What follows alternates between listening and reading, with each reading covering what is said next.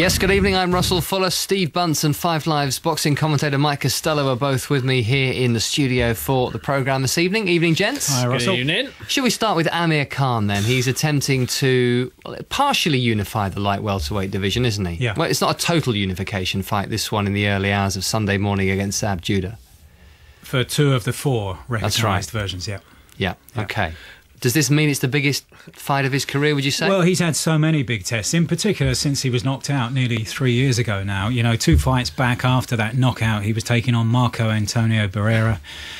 A big name, big reputation, so it was a big test mentally for Amir Khan. You know, 6 months after being knocked out, then within 10 months of being knocked out, he was fighting for the world title up at light welterweight and won that. He's been to the States, to New York and to Vegas. He was tested there because there was pressure on him to look good in front of an American television audience. And now there's a certain pressure, not only because he didn't look great last time out, but because of how the light welterweight and welterweight divisions are lying at the moment.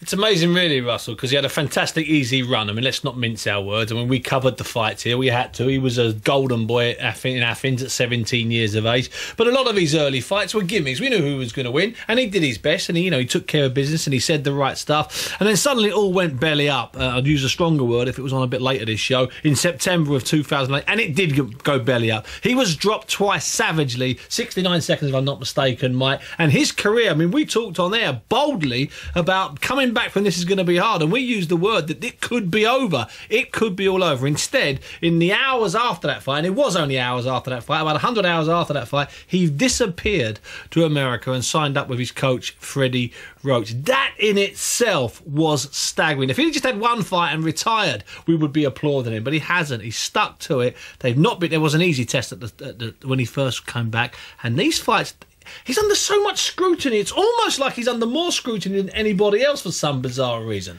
And there's more scrutiny being added, more pressure being added now in the build-up with Golden Boy Promotions, who are his promoters in the States, talking about somewhere down the line, towards the end of next year, 2012, a showdown with Floyd Mayweather. And that, in a sense, makes this hugely significant because of what he could lose if he loses.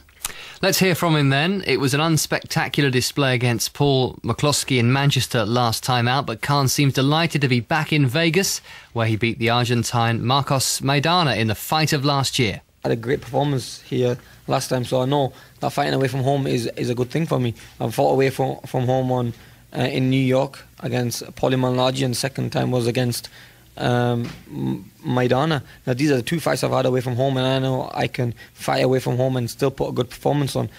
And this is my 3rd one against Zab Judah, and it's a very recognised opponent, big name, and very dangerous opponent, and I think I can do the same, pull out a good performance. In that contest, you proved your mettle to a lot of observers who were perhaps somehow still questioning it. What did you learn about yourself when you survived, particularly the 10th round? I remember him catching me with a good clean shot in the 10th, and everything was still clear.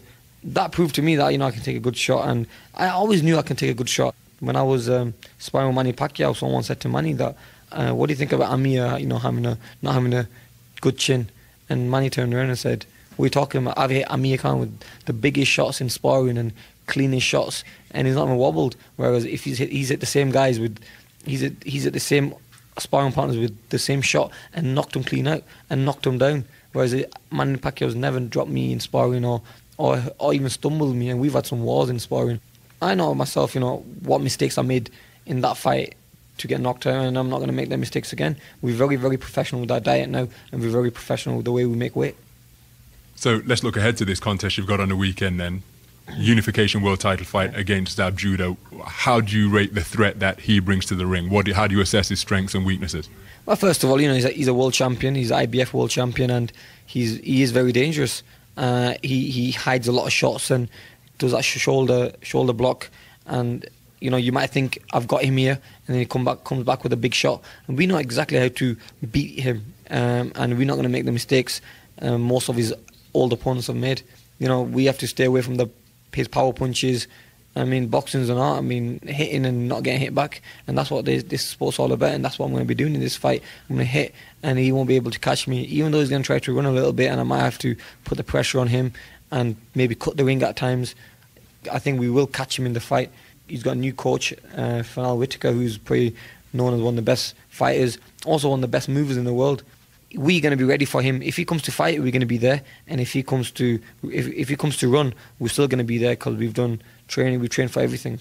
Zab talked an awful lot, but one of the more poignant things that he said is that he's been where you are, an emerging superstar on the rise, but you've never been where he is, a veteran fighter with heaps of world title experience. How significant is that? Yeah, it is, and you need experience in this game, and I think experience sometimes helps you a lot. But I don't think he's ever expected speed and power at the same time and fast footwork. And at this time of his career, I think I'm probably the worst guy he can ever face. That's the reason, I can take this fight against a good, experienced fighter. It's all about timing, and I think timing falls perfect for me in this fight. A multi-fight plan has been laid out for you, culminating in a meeting possibly with Floyd Mayweather next year. With all these other fighters and fights being mentioned, how real is the possibility, how real is the danger that you're overlooking Zab Judah? Oh no, I'm not overlooking Zab Judah because I know how dangerous this is. If I get beat, then you might as well scrap that plan and throw in the bin. One punch can change a fight, and it's happened to me before. So, because when the Prescott fight happened, people were talking about me fighting Ricky Hatton and them guys, and I think it was just too much going on, and maybe that was one of the things that took my mind off that fight. But this time we're not making that same mistake. We know what the consequences, and we are just going to be smart, and we are just going to stick to instructions from the corner and take one fight at a time. The Floyd Mayweather fight, if it comes, it comes. I mean, if it doesn't come, no rush, because I know my time's going to come. I'm only 24, and I've got a huge career in front of me, and I'm still young, and I've still got time to get big fights. Amir Khan speaking to Ronald McIntosh, who is in Las Vegas for 5 Live Sport and will be commentating on the fight on 5 Live from around about 3 o'clock on Sunday morning. Ron is with us now. You've been keeping an eye on the various media appearances, Ron, and Judah's timekeeping has left a bit to be desired, I hear. Yeah, he's not been the most punctual. Evening, Russell. Evening, Steve, Mike. How you guys doing? Hi, Ronald. Yeah, he's not been the most punctual. Yesterday here in Las Vegas, Nevada, the grand arrivals where both fighters come into a fanfare of PA audio and a DJ and music blaring out, fans turning up to meet and greet the fighters. Well attended yesterday as well. A couple of hundred fans turning up, fair number of Brits. Judah was scheduled to arrive on the hour, 11 o'clock in the morning. He turned up around 20 minutes late. No big deal, got it on, met the fans, did his autographs, Khan followed, and it was a wonderful atmosphere all round. This morning, public workouts were scheduled. Zab Judah scheduled to appear first, didn't arrive until 50 minutes later. Now that left some of Khan's handlers, some of his management team, they were apoplectic with rage, saying, well, that we're not going to interrupt Khan's schedule. He's going to come down, do his thing, and then they threatened for him not to appear at all. And the response from Zab Judah's team, well, fighters are late. What do you expect? Why are you making such a big deal about this? Which, as you guys well know, Buncey, Mike, we've waited for hours for Lennox Lewis, for Evander Holyfield, for Chris Eubank. These guys are late as a matter of course. Eventually, it's all been resolved. And what was really impressive is that when Amir Khan did appear, he came down at his scheduled time and just reversed his schedule. He met the press again first, spoke with us, and he was so relaxed. As he says, to paraphrase him, he says, this is no big deal. It happens, I'm ready to go, let's not make a fuss about this. So while his team, they were upset about the timekeeping of Zab Judah, Amir Khan was as cool and composed as could possibly be. Ronald, has Zab spoken to the British press, and has Pernell Whitaker spoken to the British press? Because 2 or 3 weeks ago, they said they wouldn't speak to any British press, not just the BBC, any British press. No, you're right, Steve, and that was all over some arguments and some wrangling over the TV contract. Zab Judah isn't getting any of the TV revenue from the UK pay-per-view buys. So he took the stance, well, if I'm not getting any of the money from the UK TV revenue, why am I going to help to promote the fight in the UK? So we had that rather comical, if not farcical situation last week where there was an international conference call and every question from a British journalist was fired down a line was met with absolute stony silence. All of that has been resolved. I saw Zab when I arrived.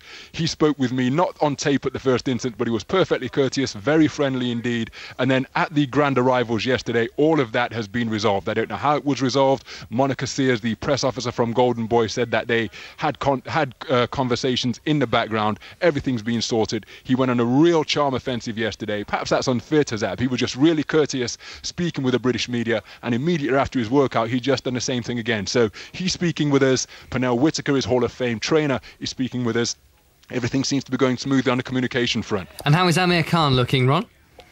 Amir Khan is looking absolutely superb, which is all we've come to expect leading up to a fight of this magnitude. What perhaps is most impressive is his outlook, is his serenity. Again, we just talked about the lack of punctuality by Zab Judah. That didn't faze him whatsoever. He's come in, he's been incredibly relaxed, incredibly composed, incredibly focused. He arrived late in the evening, then did a UK roundtable with the press on Monday evening. And the next morning at 5 a.m., we all met, some of the British press members, myself included, met with Amir Khan, went out to the track at UNLV, which is where some of the big fights are staged, including Joe Calzaghe fought Bernard Hopkins, Lennox Lewis fought Evander Holyfield the second time, to their athletics track, 5 in the morning before sunrise here, and did a really intense track session. Lots of interval training with his main man, Alex Ariza, who's now back in the fold after missing the fight against Paul McCloskey earlier this year. Put him through his paces, really quite taxing, lots of plyometric work as well, and he dealt with that really impressively. Now, he said, and here Alex Ariza said, that on a scale of 1 to 10, it wasn't that taxing because the hard work has been done. So they rated it about a 7.5 out of 10 in terms of intensity. But make no mistake, as Amir said, if that workout, he attempted to do that workout on the first day of training camp, he'd have come up short because there were lots of interval sessions, lots of hard work, and he managed it comfortably. And all of that has given him an immense amount of self-belief and confidence, which he will carry into the ring Saturday night, because as he says, the hard work's been done and now he's ready to fight. But, you know, in terms of hanging around, he's had a lot of training. He's been working for the last couple of years with Manny Pacquiao, who, in terms of keeping people waiting, is the undisputed world champion. And I was in the Philippines with Khan and with Manny Pacquiao towards the end of last year when Pacquiao was training for his fight against Antonio Margarito. And because Khan is trained by Freddie Roach, who also trains Manny Pacquiao, Khan had to go to the Philippines for the early part of his training camp, and it was the real meat of the training camp for Manny Pacquiao. And day after day they were kept waiting, and there was a media day the day before we arrived, and all of those were kept waiting as well. And Freddie Roach is well used to it, and they say that, you know, when you make an appointment with Manny Pacquiao, it's merely a basis for negotiation. But therein lies another interesting point about another reason why Khan is so calm this time around, is that all of Freddie Roach's attention this time has been on him. There isn't a Pacquiao fight at the moment that Freddie Roach has had to concentrate on, and so he's been able to focus his commitment to Khan and Khan alone. And Mike, if I could just interject and elaborate on that, because what you've just said is absolutely on the money. They have characterized this, Freddie Roach, Alex Ariza and Amir Khan himself has characterized this as the best camp they have had for the very reasons you just outlined. They're not traveling up to Vancouver. They're not jetting back and forth between here and the Philippines. He's not getting the crumbs of Freddie Roach's attention, as it were, while he's focusing on Manny Pacquiao. His entire and sole focus of attention has been on Amir Khan. They've been in one place in the Wildcard Gym down there in Hollywood, focusing solely on Amir, and he said that the result of that is that they've had the best camp. They're on the same page. They did a pad workout session yesterday at a gym where the temperature, the mercury touched 107 degrees Fahrenheit here yesterday in Las Vegas, and ironically it seemed hotter in the gym than it was outside, and they went through their paces there doing a really impressive pad session. And what was really instructive is that there was lots of dialogue between Roach and Khan. They were talking about how to counter the traps they feel Zab Judah is going to set. Lots of dialogue, Amir really drinking in the knowledge that is being imparted upon him by the master trainer Freddie Roach. Ron, thanks very much for joining us from Las Vegas. And just picking up there, Steve and Mike, on what Ron was saying, it does strike me when I read comments that Amir Khan makes these days. He talks a much more grown-up game, doesn't he? He makes boxing sound like an art form, which I know you'll argue very strongly that it is, and he's trying to cut down on risk and be that much more tactical and cerebral about things. Because he was basically, you know, his career was over. Let's not mince our words here. His career was in tatters. It's one thing losing on points. It's one thing getting it wrong in the ring like David Haye did against Vladimir Klitschko. It's one thing losing a close fight like Carl Froch did. But he was over almost before he'd started. He still was short of a world title. He was still short of world-class elite level form. And that win, he grew up And he thanks Bredis Prescott for turning and saving his career. Because what would have happened, he would have had a couple more knockover jobs, perfectly legitimate, and then he would have gone in with someone and he would have got beaten over a longer period of time, and then the bubble really would have burst. Oh. It was fantastic the way it ended in bizarrely. And if you go back, and we've got them in our archive somewhere, and listen to the interviews before he got knocked out by Bredis Prescott, and this is what you're alluding to, Russell, is that he barely thought about what he was going to say. And actually, that was the attitude he carried into the ring. Of course he didn't even think about the punches he was going to throw. I mean, against Bredis Prescott, to get a bit technical, he starts the fight against a known heavy right-hand puncher by trying to throw a left hook, so leaves himself wide open before the sound of the bell has left the ether. But against Marcos Maidana last year, he was so composed when he got hit. He just went on the run, and then towards the end of the round, he thought, well, this is time to hit back. And he also moved up in weight. This is another factor here. That the Prescott fight was at a lower weight, where some of us, including on this show, maybe for 2 years on this show, we were saying and upsetting, his management at the time. We were saying he's got to go up to light welterweight. He's not a lightweight. It's struggling. It's hurting him. It's not helping him. And one of the first things Freddie Roach did, was throw him into heavy sparring sessions, really heavy sparring sessions, to see if the kid could fight. Once he established he could fight, then Freddie Roach, he's desperate about this, Freddie. He wanted to make sure he was at the right weight. He said he wasn't. Bash, he went up. Bosh, it was like that. When Freddie Roach said it, he went up in a nanosecond. It was all over. At that weight, it's only a few pounds, but it's an awful lot of comfort in his mind. And he is a stronger fighter up at light welter. And what should we read into Floyd Mayweather throwing open the doors of his gym in Vegas to British fight fans who were there for the weekend? Well, you remember when he came over here a couple of years ago to publicise his fight against Juan Manuel Marquez, I think it was, Steve. And Ricky Hatton. And Hatton, yeah. He's loved here. Yeah, there was a tremendous reception both times. Once he had a workout at a gym in East London, and amazing reception. And he seems to feel this kind of empathy with the fans. Is it just that, or is he angling for a fight with Amir Khan? Oh, I don't think there's any question about that. I think he's looking further down the line that Khan might well be a potential opponent. But look, the fight that he wants, and I'm sure he wants, despite what a lot of people say, is against Manny Pacquiao. He's been making certain noises in the last few weeks that convince me he does want the fight. I mean, he's actually in court again next week for a hearing where they will decide whether or not the charges against him for domestic abuse should be going to trial. So he's due to fight on September the 17th. It's unlikely that it will go to trial before then, so that fight will happen. But after that, we've got to wait and see what happens next Friday. He's in court in Nevada to hear whether his case will go on to trial. It's possible that Floyd Mayweather is more popular here. In America, he does fantastic business on pay-per-view, and he does good business at the box office. Now he does good business at the box office. It all turned a few years ago when he wasn't doing great business at the box office. And over here in Britain, it's possible. He could go on a mini Ali style tour. He could come over like Ali did many years ago in the 60s and also into the 70s when he'd shut down, city centres. The fact that he stood on top of taxis, helped, that type of stuff. But he could definitely do that, Floyd. And there's an awful lot of people in America that don't really like him. The online, people that on pay-per-view might. But so letting in 300 or 400 or 200 British fans, that's a sensible move. It is, and he's been seen over here in fights against Hatton, of course, but also against Oscar de la Hoya, and his fight against Oscar de la Hoya remains the highest grossing pay-per-view fight in history. So in the last 4 years, that was in 2007, the middle of 2007, in the last 4 years, he's really grown his audience. And if you look on Twitter, he's got nearly 1.5 million followers. So that fan base has grown. And he talks about so many people hating him, and yet whenever he fights anybody with a decent name, then that particular opponent gets their biggest ever purse. What we do have is, and you were saying how it was very rare in this build-up to this fight for Zab Judah to talk to the British press because of this little spat about the pay-per-view rights. Well, let's hear a little bit of his interview with Ronald McIntosh ahead of the light welterweight unification fight with Amir Khan in Las Vegas in the early hours of Sunday morning.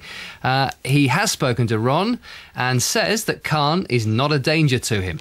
I don't see no threat that Amir Khan brings to the table.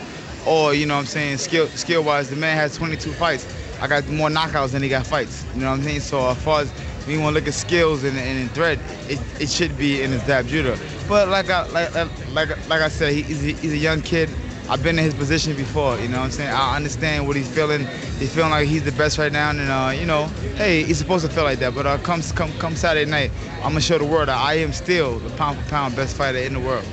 How important is that greater experience that you've possessed? The fact that you've been where he is as an emerging boxing superstar, but he's not been where you are as a veteran with a world title. How important is the greater experience that you possess? I mean, it's great. You know, when we speak about world titles, I'm a multiple world champion winner. You know what I'm saying? Three different weight class, 5-time champ of the world. You know, I mean, the belt that he holds, I got it over here right now sitting there with me. You know, I bring in his belt to the ring with me. You know what I'm saying? So I can leave with two. You know, I like him in twos. And, you know, like I said, I like his heart as a young guy coming up. You know, he has a lot of time in the game. You know what I'm saying? You know, the likes of De La Hoya, Pernell Whitaker, Mike Tyson. You know, at young, we all learn lessons. And I think now it's time for Amir Khan to learn his lesson. And later on in life, he's going to be a great fighter. Zav Judah talking to Ronald McIntosh in Las Vegas. The Amir Khan fight live on Sunday morning around about 3 o'clock here on 5 Live. Let's